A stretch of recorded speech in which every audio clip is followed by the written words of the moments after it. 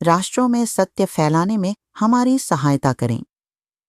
आपका दान डबिंग, अनुवाद और सामग्री निर्माण का समर्थन करता है। दान के माध्यम।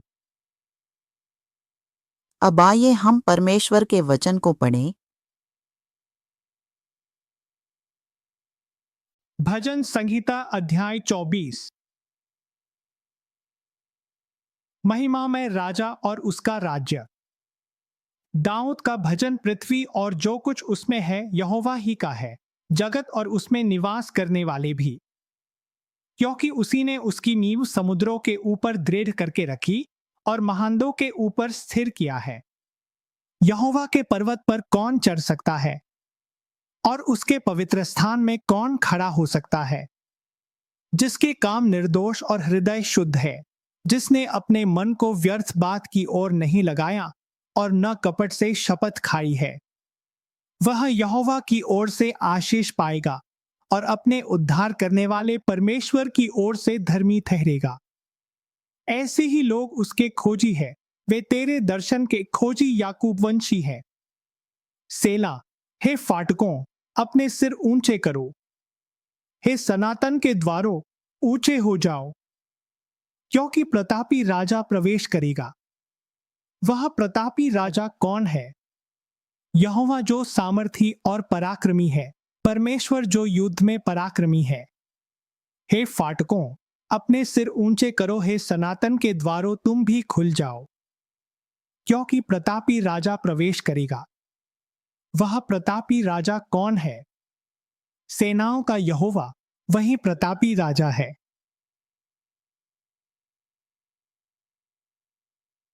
पहला कुरिन्थियों अध्याय 14। अन्य अन्य भाषाएं और भविष्यद्वाणी।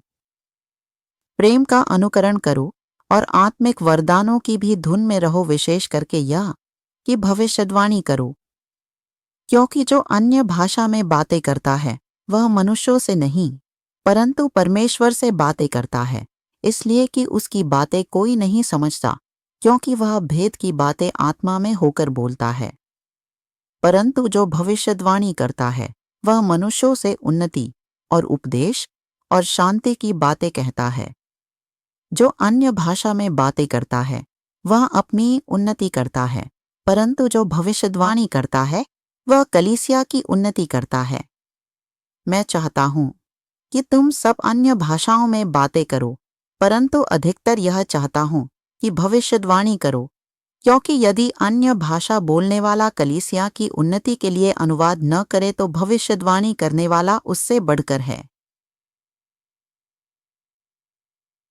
अन्य भाषा की व्याख्या की जानी चाहिए। इसलिए हे भाइयों, यदि मैं तुम्हारे पास आकर अन्य भाषा में बातें करूं और प्रकाश या ज्ञान या भविष्यद्वाणी या उपदेश की बातें तुमसे न कहूं, तो मुझसे तुम्हें क्या लाभ होगा? इसी प्रकार यदि निर्जीव वस्तुएं भी, जिनसे ध्वनि निकलती है जैसे बांसुरी या बीन, यदि उनके स्वरों में भेद न हो तो जो फूंका या बजाया जाता है वह क्यों पहचाना जाएगा?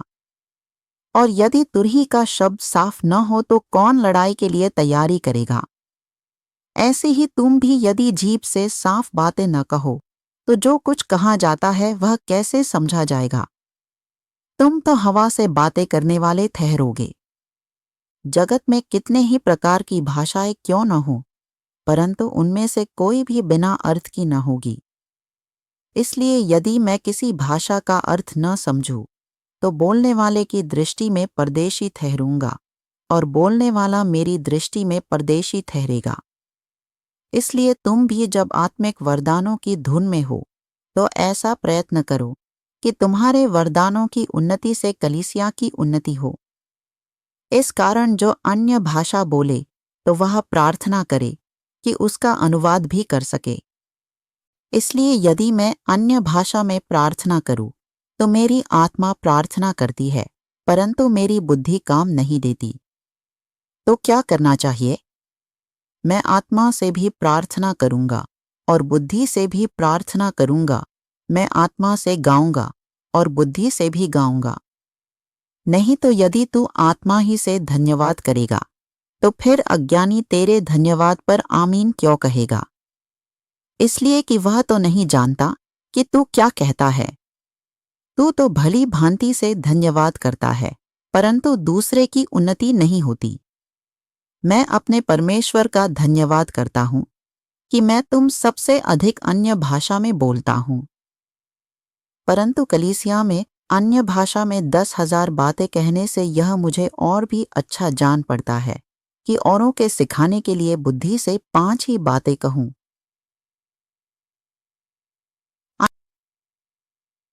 अन्य भाषा अविश्वासियों के लिए चिन्ह। हे भाइयों, तुम समझ में बालक न बनो, फिर भी बुराई में तो बालक रहो, परंतु समझ में सयाने बनो। व्यवस्था में लिखा है कि प्रभु कहता है, मैं अन्य भाषा बोलने वालों के द्वारा और पराने मुख के द्वारा इन लोगों से बात करूंगा, तो भी वे मेरी ना सुनेंगे। यशाया अध्याय 28 पद 11-12।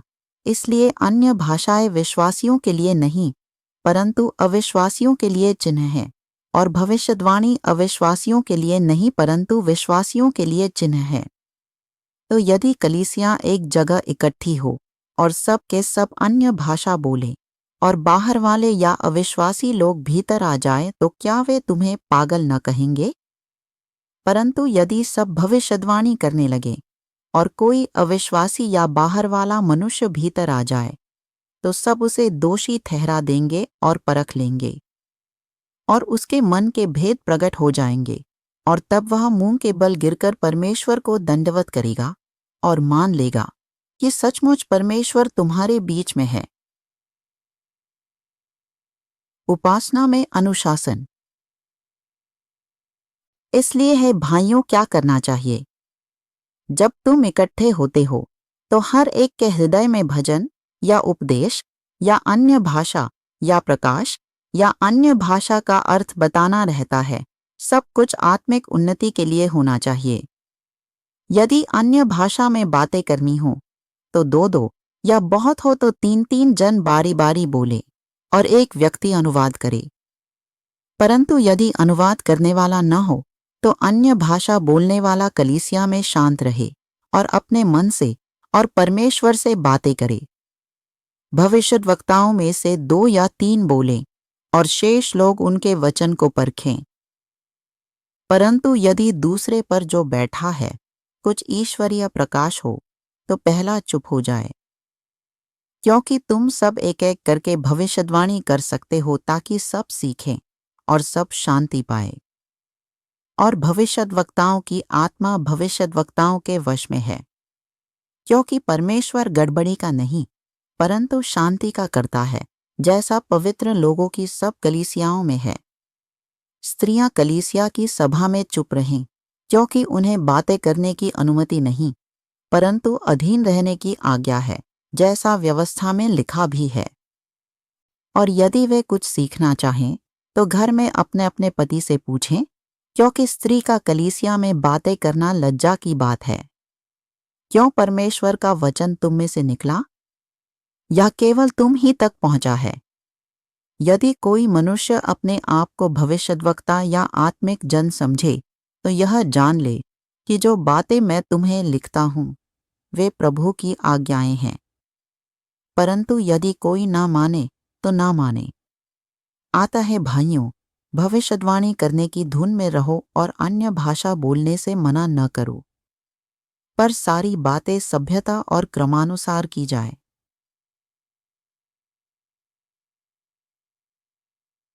हालेलुया। परमेश्वर का वचन हर दिन नया होता है। जब हम आशा के साथ प्रभु की प्रतीक्षा करते हैं तो हम एक दृढ़ विश्वास करने वाला हृदय बनाए रखते हैं। हाँ, विश्वास बनाए रखो। यदि तुम विश्वास करते हो तो तुम्हें भलाई करने में तत्पर होना चाहिए, क्योंकि अच्छे कर्म तुम्हारे विश्वास का प्रमाण है। हर परिस्थिति में, हर कठिनाई में अपने सब कष्टों में भलाई करते रहो और अच्छी बातें बोलते रहो, सकारात्मक उन्नति करने वाले वचन। अरे नहीं, मैं तो गया, मैं तो गया, मैं तो गया, देखो यह तो पहले ही। मसीही जीवन में युद्ध तलवार भाले का युद्ध नहीं है, वह तो ऐसे होगा मानो मुजाहिदीन हमास से लड़ रहे हों, है न? तुम्हारा युद्ध, हमारा युद्ध मांस और लहू के विरुद्ध नहीं है। यह किसी सशस्त्र सेना के विरुद्ध नहीं है। हमारा युद्ध आत्मिक क्षेत्र में है। आत्मिक युद्ध एक आभा, एक वातावरण है, एक ऐसा क्षेत्र जिसे तुम स्वयं बनाते हो। किससे? अपने वचनों से। यदि तुम घर में अक्सर श्राप देते हो और दोष लगाते हो, तो तुम्हारे घर का वातावरण श्रापों से भर जाएगा। यदि तुम घर में कुड़कुड़ाना पसंद करते हो, तो माहौल भी कुड़कुड़ाने सा हो जाएगा। यह अप्रिय हो जाता है क्योंकि तुम लगातार शिकायत, डांटड़पट और बकबक करते रहते हो। यहां कौन है जिसे घर में कड़वी बातें करना अच्छा लगता है? तुम्हारे घर का वातावरण निश्चित ही खराब होगा। जो लोग घर में अक्सर क्रोधित होते हैं, मैं पहले बहुत क्रोधित होता था, लगभग हर दिन। शुरू में मैं अपने आप पर नियंत्रण नहीं रख पाता था। करीब 4 साल तक मैं रोज गुस्सा करता रहा। घर अस्तव्यस्त हो गया, बल्कि उदास सा लगने लगा। घर में सभी लोग तनेतने रहते थे, हर समय तनाव में। मेरे पिता भी ऐसे ही थे, क्रोधित, तो हम घर पर हमेशा तनाव में रहते थे। बड़ा बुरा लगता था। बात करने के लिए भी हमें फुसफुसाना पड़ता था। यह वही वातावरण है जिसे तुम अपने घर में रचते बनाते हो। परंतु यदि हम धन्यवाद करना पसंद करें, हाँ, तो जो वातावरण हम बनाते हैं वह कृतज्ञता का होता है, स्वर्गीय वातावरण। यदि तुम्हें क्रोध और श्राप देना अच्छा लगता है, तो तुम मृत्यु सा वातावरण रचते हो, श्रापों का। कोई जरा सा भी गलती करे तो तुम उसे कोसते हो। तुम थोड़ा सा भी गलती करो तो कोई तुम्हें कोसता है। मेरा एक संबंधी था जो रोज सुबह 4 बजे लोगों को कोसता था। हर सुबह वह अपना मूत्र लेकर दरवाजों पर छिड़क देता था। वह बड़ा भयावह था, उसका चेहरा डरावना लगता था। सोचो जरा, इस प्रकार हम अपने आप को एक अप्रिय माहौल में पाते हैं। कृतज्ञता का निर्माण करने की कोशिश करो। यह सरल है। धन्यवाद प्रभु। सुबह उठते ही धन्यवाद प्रभु। शिकायत मत करो। ऐसा करके तुम एक अच्छा वातावरण बनाते हो, और यही हमारा प्रतिदिन का युद्ध है। दिन में 24 घंटे। यहां तक कि नींद में भी तुम्हारे सपने खराब हो सकते हैं यदि तुम चिंताओं, भय और डराने धमकाने से भरे हो। पर यदि दैनिक जीवन में दबाव के बीच भी तुम कहते हो, धन्यवाद प्रभु, जेहोवा जिरेह, धन्यवाद प्रभु, जेहोवा शालो, तो तुम्हारी नींद शांतिपूर्ण होगी। तुम्हारे सपने दमघुंटू नहीं होंगे। जो लोग बहुत सपने देखते हैं, मानो विद्युत चुंबकीय तरंगे बहुत अधिक हों, सब कुछ जल रहा हो, यह सब अवचेतन में धंस जाता है और अजीब अजीब परेशान करने वाले सपने उत्पन्न करता है। तुम बेचैन होकर उठते हो और फिर से दबाव में आ जाते हो। अंततः तुम बार बार होने के कारण अवसादग्रस्त हो जाते हो, और कभी कभी आत्महत्यासी भावना भी आ सकती है। तब तुम कहते हो, ओह, मुझ पर किसी आत्मा का वश है, जबकि वस्तुतः यह दोहराव से पैदा हुआ अवसाद होता है। पर यदि हम अक्सर धन्यवाद करें, ऐसे परिवार, ऐसे पति पत्नी जो धन्यवाद करते और एकमत होते हैं, जब वे किसी बात को लेकर चिंतित हों, तो वे पुकारते हैं, जेहोवा शालो, जेहोवा रोही, जेहोवा जिरेह। चाहे हृदय भारी हो, फिर भी हम पुकारते हैं। एक उदाहरण दूं, सुबह उठते ही धन्यवाद प्रभु, तू भला है। रात में मोमबत्ती की रोशनी में धन्यवाद प्रभु, तू भला है। यह एक भविष्यवाणी है, एक भविष्यवाणी सा कथन, क्योंकि ये वचन गूंजते हैं और प्रभाव पैदा करते हैं। तुम जितने दृढ़ होगे, उतनी ही अधिक प्रतिध्वनि होगी। इसलिए पवित्रता में चलो ताकि तुम्हारे वचन प्रभु को भाए। तो यदि मैं पवित्रता में न जीऊं, तो मैं प्रिय न ठहरूंगा, ठीक है। पर यदि मैं कुड़कुड़ाऊं, तो बातें और भी शीघ्र घटित होंगी, क्योंकि शैतान तुम्हारे बुरे वचन पकड़ लेता है। शैतान तुम्हारी शिकायतें पकड़ लेता है। वे सजावट सी सजा दी जाती हैं। तुम कुछ नकारात्मक कहते हो, मैं खींचा हुआ हूं, मैं निराश हूं, तो उसे पकड़कर दीवार पर सजावट सा चिपका दिया जाता है। यह ऐसा क्यों है? मैं निराश हूं, फिर एक चित्र की तरह चिपक गया। वह व्यक्ति ऐसा है, एक और चिपक गया। लोग सुंदर चित्र टांगते हैं। मैं कभी मित्रों के साथ सेंट मोरिट्स गया था। सुंदर झील। हमने एक तस्वीर टांगी, दीवार पर पारिवारिक चित्र। पर तुम्हारी दीवार के चित्र हैं श्राप, गालियां, शिकायतें। क्या तुम्हारे घर में भी जेंडरुवो, जावानी स्वन दानव, कुंती लनक, प्रतिशोधी महिला आत्मा, पोंटियानक प्रकार, तुराकुला, बाली कब्रिस्तान आत्मा जैसे चित्र धूप अगरबत्ती के साथ पंक्तिबद्ध है? यह किसी ओझा के घर जैसा है। अंदर जाते ही कैसा लगता है? भयावह।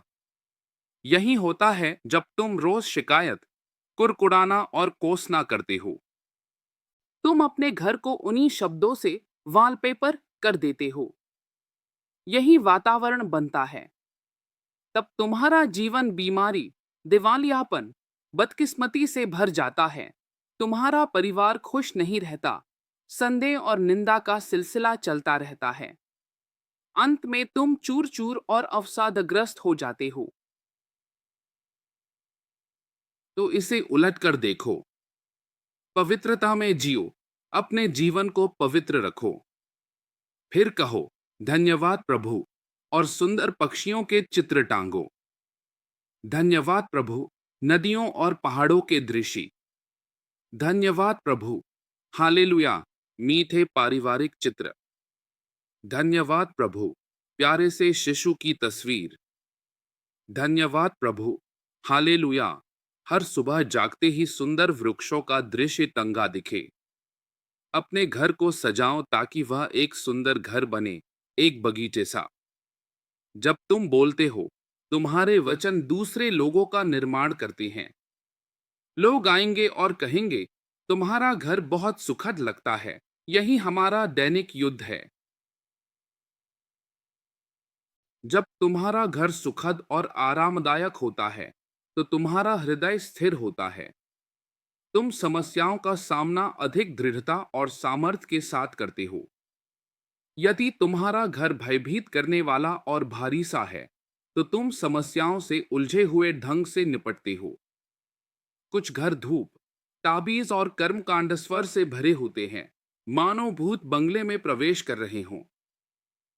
ताबीज पड़े हैं, एक अस्थिकलश रखा है, यह माँ की अस्थियां हैं, यह दादा की, एक के बाद एक, यहां तक कि जीभ निकाले हुए एक लेह की प्रतिमा भी। अंदर के लोगों को शांति कहाँ मिलेगी? नहीं मिलेगी। वह सब हटाओ और सुंदरता रचो, अच्छी कलाकृतियां लगाओ। परिवार में हर सदस्य कहे, धन्यवाद प्रभु, भलाई, हालेलुया। तब बच्चे भी सकारात्मक और भले शब्द बोलेंगे।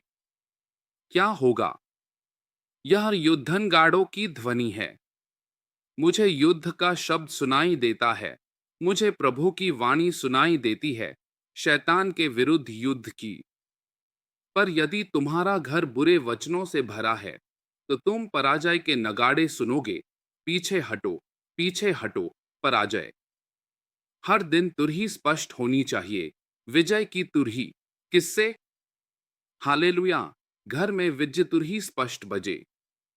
तुम्हें बहुत सी रसीदें दिखाई देती हैं, पानी, बिल, यह कर्ज, वह कर्ज। हम क्या करें? पहले कहो, जेहोवा जिरेह, कोई बात नहीं। पहले जेहोवा जिरेह कहो, शांत हो जाओ। जेहोवा जिरेह, मामला सुलझ जाएगा। यहां कौन है? मान लो, जिसके ऊपर 13,000 का कर्ज है और 30% बाकी है। यह थोड़ा थोड़ा करके चुक जाएगा। तनाव है, हाँ, पर जेहोवा जिरेह हो गया। धीरज रखो, यह केवल एक माया है। अच्छा भोजन करते रहो, आवश्यकता हो तो उपवास करो, सब्जियां खाओ स्वास्थ्य के लिए। यदि तुम ज्यादा सोचोगे तो तनाव होगा। किसने कहा कि अति चिंतन करो? सहज रहो। हमने यूं किया। मैंने किसी से ठीक से बात की, उसने फोन किया और मुद्दे का सामना किया। कोई समस्या नहीं। जिन मुश्किलों से तुम जूझते हो वे सामान्य समस्याएं हैं। शांत रहो, सकारात्मक बोलो ताकि बात और क्षेत्रों को प्रभावित न करे। यदि तुम सोचो, मैं टूट गया हूँ। खाते से कटौतियां मुझे हर दिन नकारात्मक बना देती हैं। जितना भी पैसा आता है गुम हो जाता है। घबराहट, पर हम व्यवस्था कर सकते हैं। पहले हम लापरवाह थे, अब हम सुधार करते हैं। बच्चे के खाते में धन मांग लेते लेते हैं, फिर बजट बनाते हैं ताकि झटका न लगे। यदि कोई बिल फिलहाल न भर पाए तो विराम ले और फोन करके समझाए कि इस महीने नहीं दे पाएंगे। आवश्यक बातों की रक्षा करो। घर का भुगतान, उपयोगिताएं, उन्हें कटने मत दो, नहीं तो दिक्कत होगी। बेदखली 6 महीने तक भुगतान न होने पर होती है, तब भी सहायता मिल सकती है। यह नीदरलैंड में रहने का एक लाभ है, यद्यपि यह लज्जाजनक होगा। परमेश्वर की सहायता से आज तक हमने कभी चूक नहीं की। कभी कभी कुछ दिन देर हुई, पर डिफॉल्ट नहीं किया। इसलिए मत डरो, सकारात्मक बोलो और समय के साथ बातें दिन दिन सुलझती जाएंगी।